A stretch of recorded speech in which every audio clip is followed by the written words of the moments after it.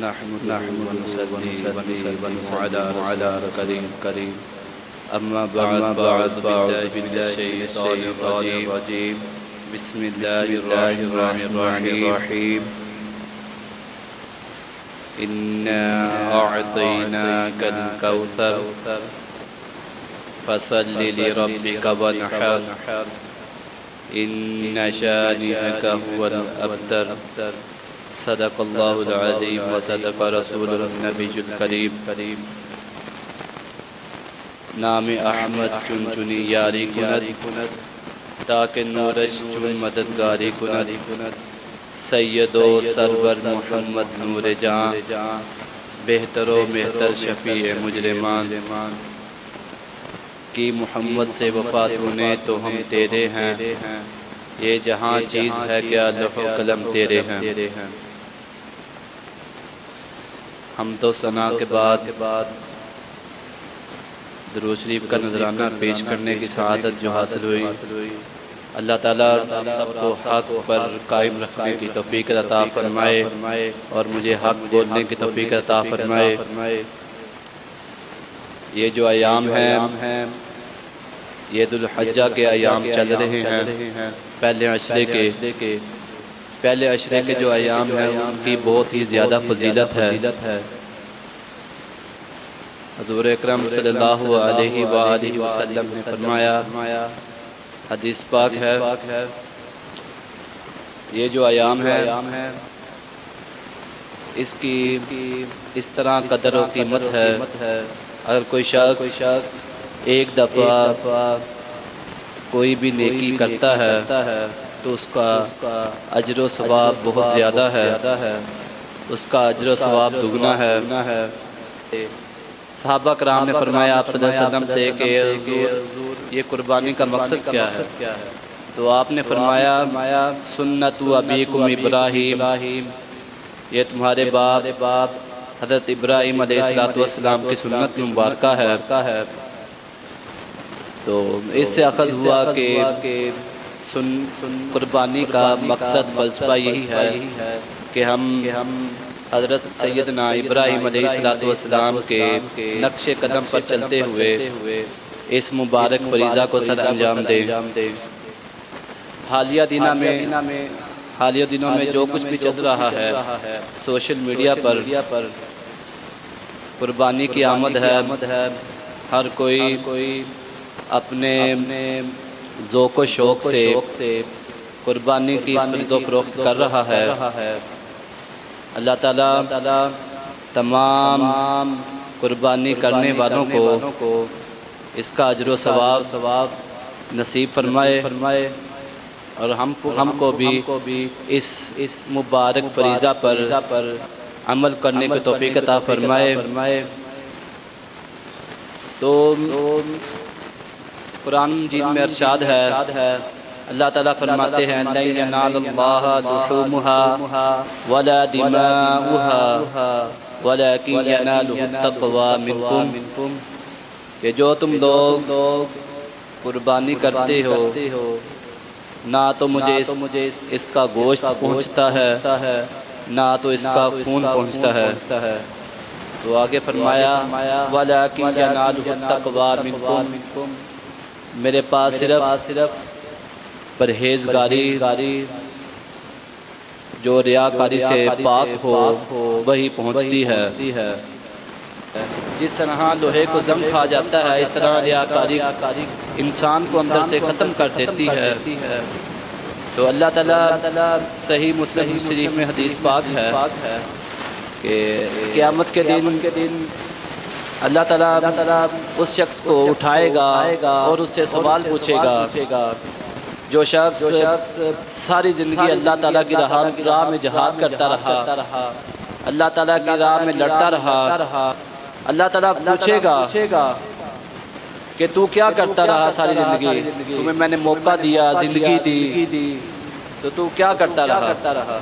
تو وہ شخص کہے گا اے رب العزت میں ساری زندگی تیری راہ میں جہاد کرتا رہا، تیری راہ میں لڑتا رہا، قتال کرتا رہا، حتیٰ کہ میں تیری راہ پر قربان ہو گیا۔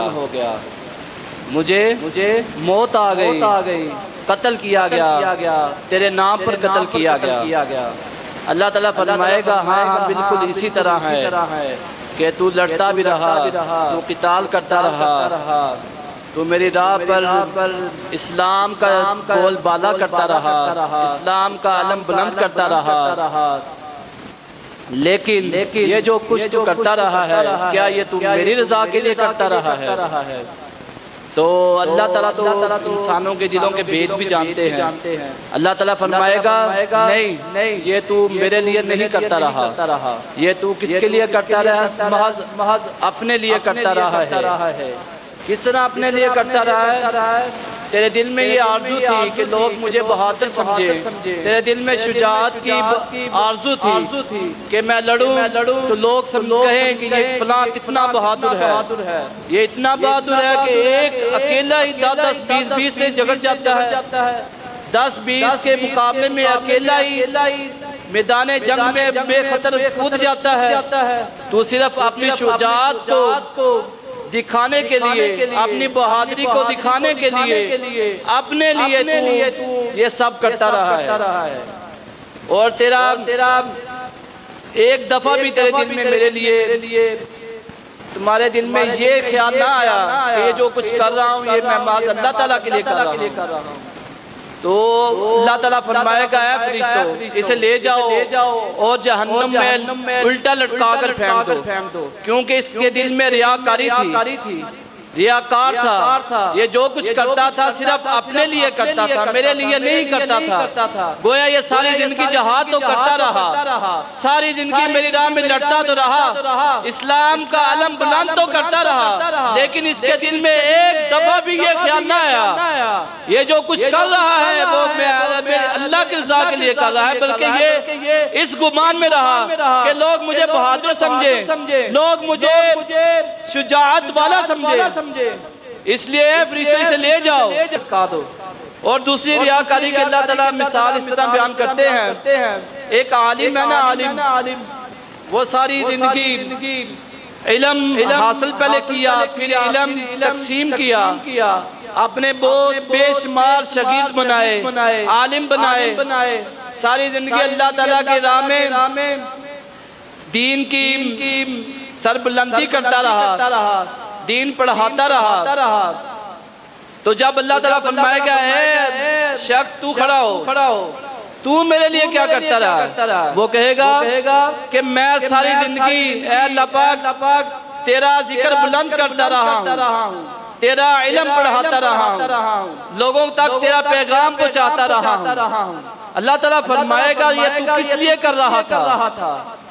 تو اللہ تعالیٰ تو بے شک دلوں کے بید بھی جانتا ہے۔ اللہ تعالیٰ فرمائے گا تو یہ محض اپنے لیے کر رہا تھا، تو اس لیے کر رہا تھا کہ لوگ تجھے سب سے بڑا عالم کہے، لوگ تمہیں سب سے بڑا سکالر کہے کہ یہ کتنا بڑا سکالر ہے، یہ کتنا بڑا عالم ہے، یہ تو لوگوں کی بولتیاں بھی بند کر دیتا ہے، اس سے بڑا تو کوئی محدث نہیں ہے۔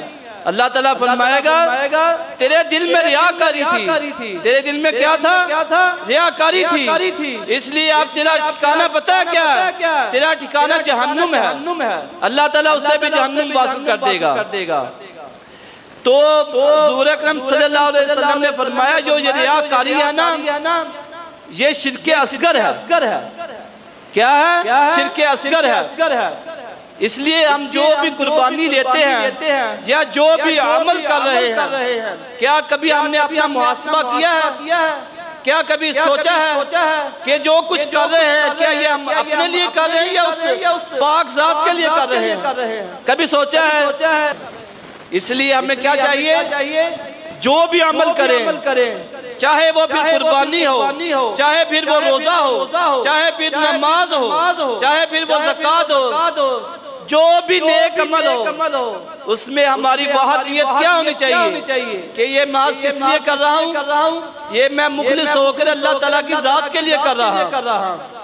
کیوں کر رہا ہوں؟ کہ حضرت علی پاک سے پوچھا گیا کہ آپ عبادت کیوں کرتے ہیں؟ تو حضرت علی پاک نے کیا خوب جواب کہا، کیا خوب ارشاد فرمایا۔ آپ نے فرمایا کہ میں عبادت نیکی کی غرض سے نہیں کرتا، میں عبادت اس لیے نہیں کرتا کہ مجھے یہ کروں گا اتنی نیکیاں ملیں گی، یہ کروں گا اتنی نیکیاں ملیں گی، اتنا اجر و ثواب ہوگا۔ میں تو محض اس لیے عبادت کرتا ہوں کیونکہ وہ خالق کائنات ہے ہی اسی کے لائق۔ تیسرا وہ شخص، پہلا کیا تھا؟ پہلا وہ شخص تھا جو ساری زندگی بہادری کے ساتھ اللہ تعالیٰ کے نام لے کر لڑتا رہا، اللہ تعالیٰ کی راہ میں لڑتا رہا، لیکن اس کے دل میں کیا تھا؟ ریاکاری تھی، شرک اصغر تھا۔ تو اللہ تعالیٰ نے کیا فرمایا؟ اے فرشتوں اسے جہنم واصل کر دو۔ دوسرا شخص کون تھا؟ وہ عالم جو ساری زندگی اسلام کا جھنڈا تو بلند کرتا رہا، اس کے دل میں بھی کیا تھی؟ ریاکاری تھی۔ تو اللہ تعالیٰ فرمائے گا اے فرشتوں اسے بھی جہنم واصل کر دو۔ تیسرا وہ شخص جو مالدار ہے، اللہ تعالیٰ فرمائے گا وہ شخص وہ کھڑا ہو، تو کیا کرتا رہا سارا زندگی؟ تجھے تو میں نے اتنا کچھ دیا، اتنے وافر مقدار میں مال دیا، اتنے وافر مقدار میں ہر چیز دی، تو نے کیا کیا میرے دین کے لیے؟ تو وہ بتائے کہ اللہ تعالیٰ جب بھی کبھی مجھے موقع ملا یا جب بھی کبھی اسلام کو ضرورت پڑی، میری پہلی صفوں میں کھڑا رہا، میں نے وہاں تک امداد بھیجی جہاں تک ذریعہ نہیں تھا، میں نے ہر جگہ تیری ان مساکین کو، غربا کو اپنا مال تقسیم کیا، میں نے تیری راہ میں کیا کیا؟ مال تقسیم کیا۔ اللہ تعالیٰ فرمائے گا تم مال تو تقسیم کرتا رہا ہے، تیرے دل میں کیا تھا؟ کیا تم یہ میرے لیے کرتا رہا یا اپنے لیے کرتا رہا؟ اللہ وہ کہے گا اللہ تعالیٰ میں تو تیرے لیے کرتا رہا ہوں۔